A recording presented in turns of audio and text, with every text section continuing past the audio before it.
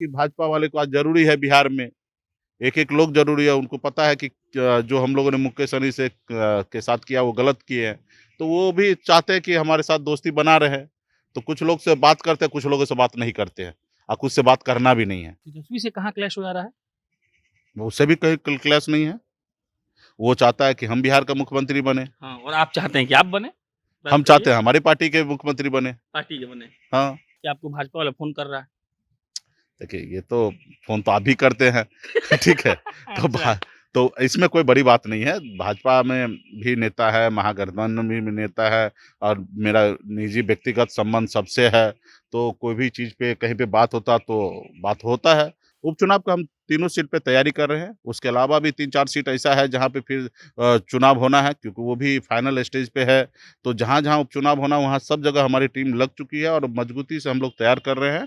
मैं किसी को हराने के लिए नहीं उतरूँगा, मैं जीतने के लिए उतरूँगा और मैं कोशिश करूँगा कि मेरे प्रत्याशी जीते। मैं इतना धूप में इतना मेहनत करता हूँ, इतना भाषण देता हूँ, इतना प्रचार करता हूँ। अब बताइए कि मैं हारने के लिए तो नहीं करूँगा। प्रधानमंत्री अगर कोई बिहारी बने बिहार का बेटा बने, तो इसके लिए तो निश्चित तौर पे हमें खड़ा होना चाहिए। परिणाम जो भी हो, लेकिन मजबूती से खड़ा होंगे और जब मजबूती से बिहारी खड़ा हो जाता है, तो परिणाम तो अच्छा ही होता है। कि 2 महीना पहले यहाँ पे एनडीए की सरकार था। हुँ, यहाँ पे एनडीए के बीजेपी के विधायक सब मंत्री बने हुए थे हुँ, और ऐसा हुआ कि सब रिटायरमेंट हो गया अग्निवीर के योजना के तहत सब आदमी रिटायर हो गए हुँ, हुँ, और नई वैकेंसी निकला जिसमें आरजेडी के कुछ विधायक मंत्री बन गए हैं। हुँ। भाजपा ने जिस तरीके से हमारे पार्टी के साथ किया, हमारे विधायक को तोड़ लिए, हमें सरकार से बाहर कर दिए, तो जिस तरीके से वो राजनीति किए, तो वो क्योंकि वो बड़े थे और इसलिए वो कर दिए।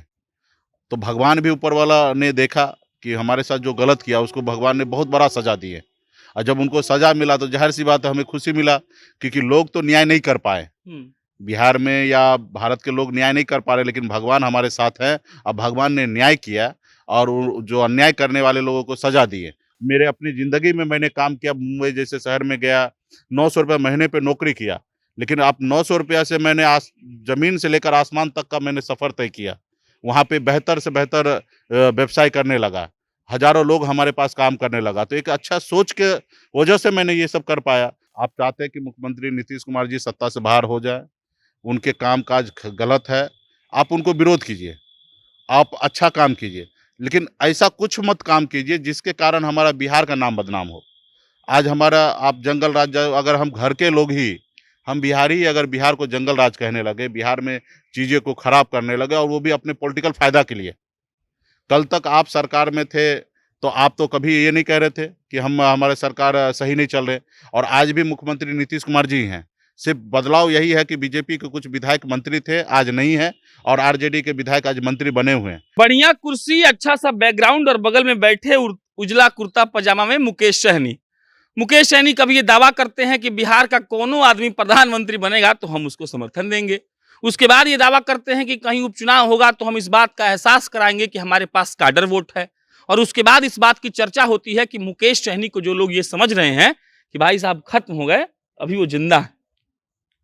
नहीं, ये थ्योरी तो अभी लोगों को खत्म हो गया कि मुकेश सहनी खत्म हो गया। ये अभी कुछ लोग बेवजह बोले तो बात अलग है, लेकिन सबको मालूम है कि मुकेश सहनी क्या ताकत में है, बोछा उपचुनाव के बाद।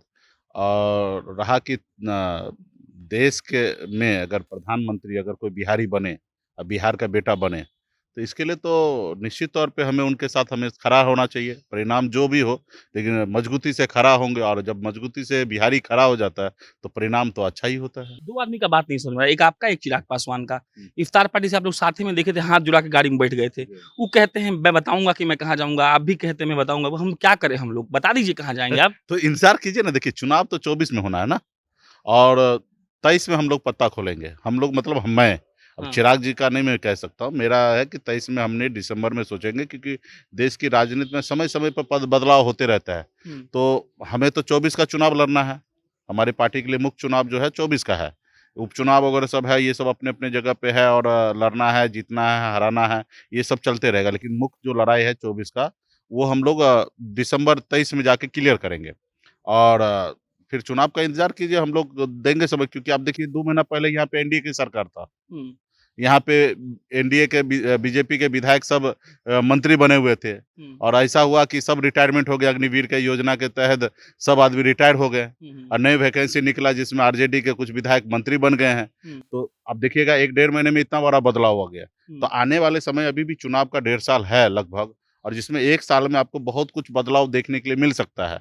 अभी राहुल गांधी जी का एक भारत जोड़ो अभियान चल रहा है, उसको किस तरीके से सफलता प्राप्त होंगे, देश का फेस विपक्ष की ओर से किसको बनाया जाएगा, उसके बाद माहौल बनाया जाएगा कि कौन खेमा क्या जीत होगा, कहाँ हार होगा। तो और मैंने तो पहले ही कहा कि अगर बिहारी अगर देश के प्रधानमंत्री के लिए अगर कैंडिडेट बनते या खड़ा होते, तो हम लोगों को उनके साथ खड़ा होना है। तो इसके लिए समय है, ठीक है? तो इसलिए हम लोग चाहेंगे कि समय आने पे पता सरकार हो जाए। बिहार में गिरा, मुकेश सहनी सत्ता में नहीं है, लेकिन कलेजे को ठंडक मुकेश सहनी को मिल रही है। इसका भी रीज़न है। देखिए, भाजपा ने जिस तरीके से हमारे पार्टी के साथ किया, हमारे विधायक को तोड़ लिए, हमें सरकार से बाहर कर दिए, तो जिस तरीके से वो राजनीति किए, तो वो क्योंकि वो बड़े थे और इसलिए वो कर दिए। तो भगवान भी ऊपर वाला ने देखा कि हमारे साथ जो गलत किया, उसको भगवान ने बहुत बड़ा सज़ा दिए।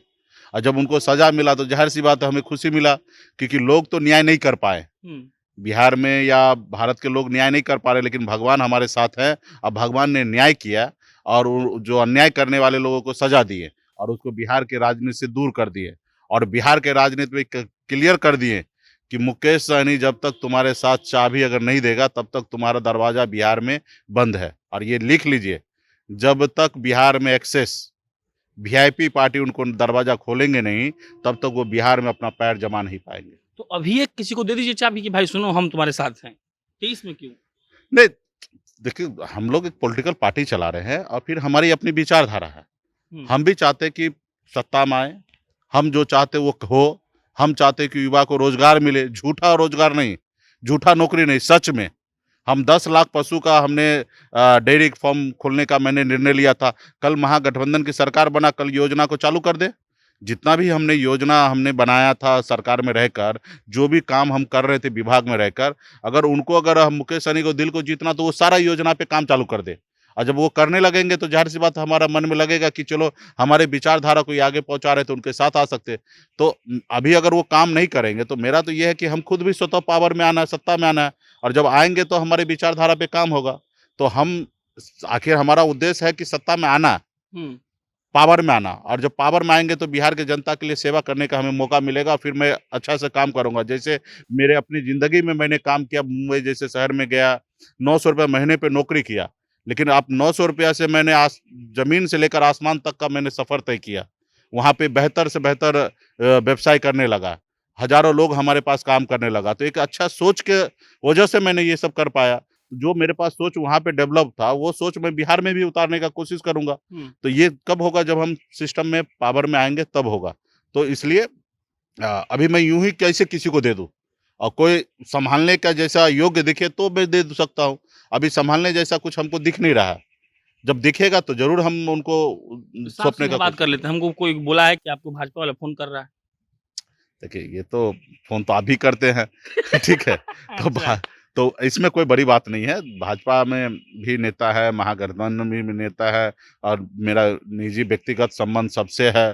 तो कोई भी चीज़ पे कहीं पे बात होता तो बात होता है। अभी महागठबंधन में बहुत सारे नेता हैं या जेडीयू के बहुत सारे विधायक हैं, मंत्री हैं, तो बातचीत होता है। समाज का कोई इश्यू होता है, कहीं पे कोई काम करवाना है तो ज़ाहिर-सी बात है जी वो मंत्री हैं तो हम ही फ़ोन करना पड़ेगा, उन्हीं से काम कराना पड़ेगा। तो बहुत सारे ऐसे क्षेत्र का काम होता है। हम डायरेक्ट आज सरकार में जो भी मंत्री हैं, चाहे वो भाजपा हो, कांग्रेस हो, जो भी पार्टी के हों, उनको हम लोग फ़ोन करके उनसे काम करवाते हैं। रहा कि भाजपा वाले को आज ज़रूरी है बिहार में, एक-एक लोग ज़रूरी है, उनको पता है कि जो हम लोगों ने मुकेश सहनी के साथ किया वो गलत किए हैं। तो वो भी चाहते हैं कि हमारे साथ दोस्ती बना रहे।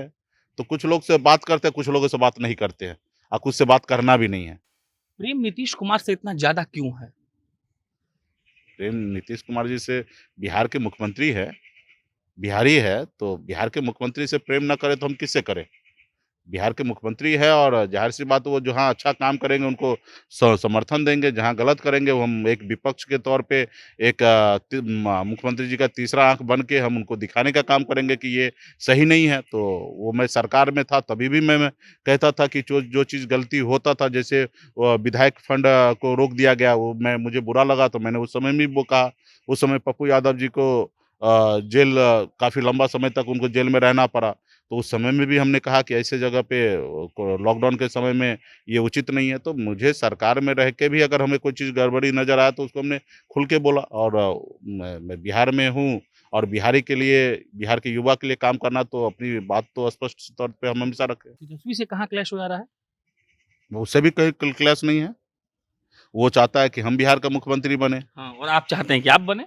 बात हम सही चाहते है? हैं हमारी पार्टी के मुख्यमंत्री बने। पार्टी के बने। हाँ, तब तो क्यों ना नहीं चाहे? मानेंगे। हाँ? तब तो नहीं मानेंगे। नहीं ठीक है।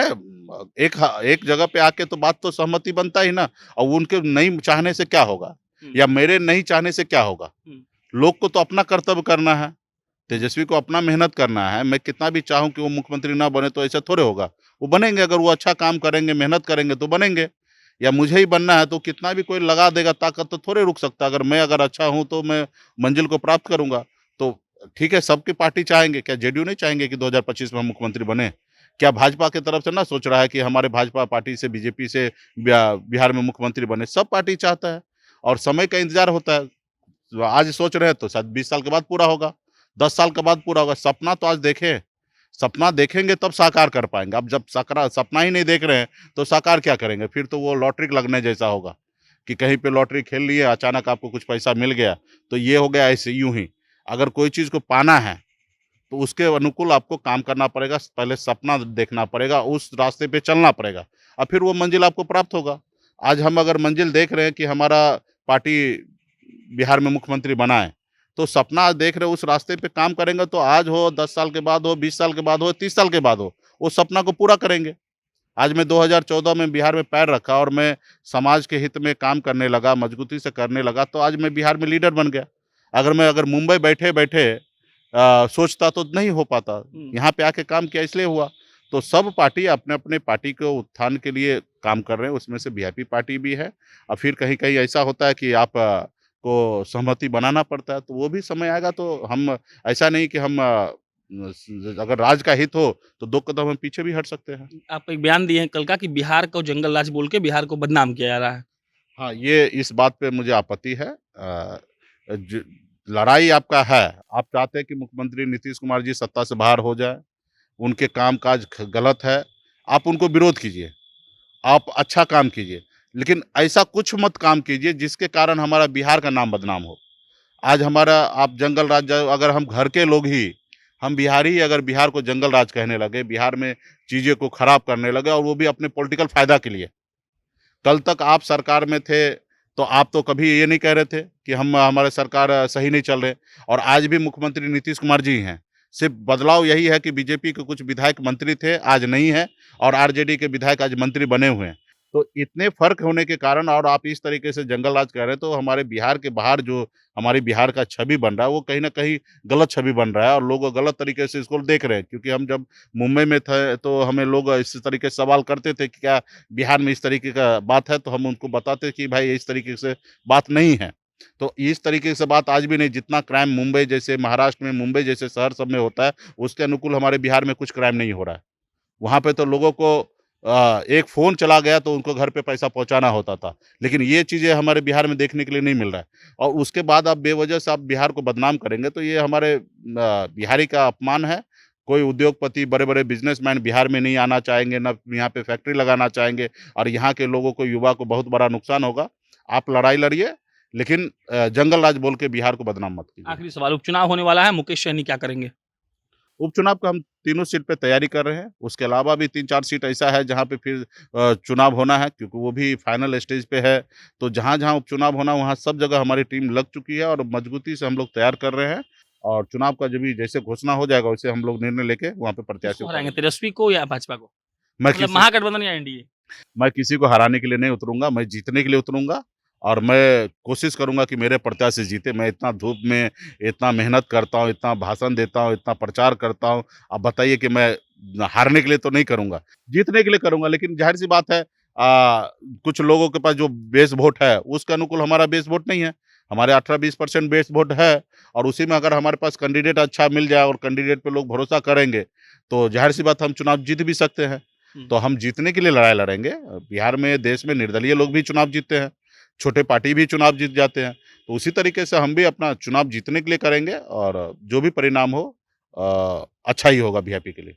चलिए, ये मुकेश सहनी थे, बाकी ये जीतने के लिए ही मैदान में उतरेंगे। बोचा वाला हमको याद आ गया, आप लड्डू खिला रहे थे जब भाजपा आ रही थी तो। हाँ, निश्चित तौर पे मेरे कहीं-कहीं ऐसे ही होता है कि आप बोले ना, जो जीता वही सिकंदर और हार के जो जीत जाए वो बाजीगर कहलाते हैं। हाँ। तो हमने तो बोछा में हम हार के भी जीते हुँ। और बिहार में एक बाजीगर कहलाए। आज बिहार के हर एक-एक कोना में सबके दिमाग की बत्ती खुल चुका है कि बिहार में निषाद समाज जो है वीआईपी पार्टी के सिर्फ वोटर ही नहीं है, मजबूत कार्यकर्ता है और वो वोट अपना गिराते ही हैं, साथ में प 5% 6% वोट दूसरे से भी लेने का क्षमता है। तो आज ये बिहार में हमने साबित कर दिया। तो आज मजबूती से हम लोग काम करेंगे। चलिए, बाकी कैसा लगा आपको इंटरव्यू कमेंट बॉक्स में लिख के बताइएगा। बाकी मेरा नाम प्रशांत राय है, आप जनता जंक्शन देख रहे थे। बहुत-बहुत धन्यवाद।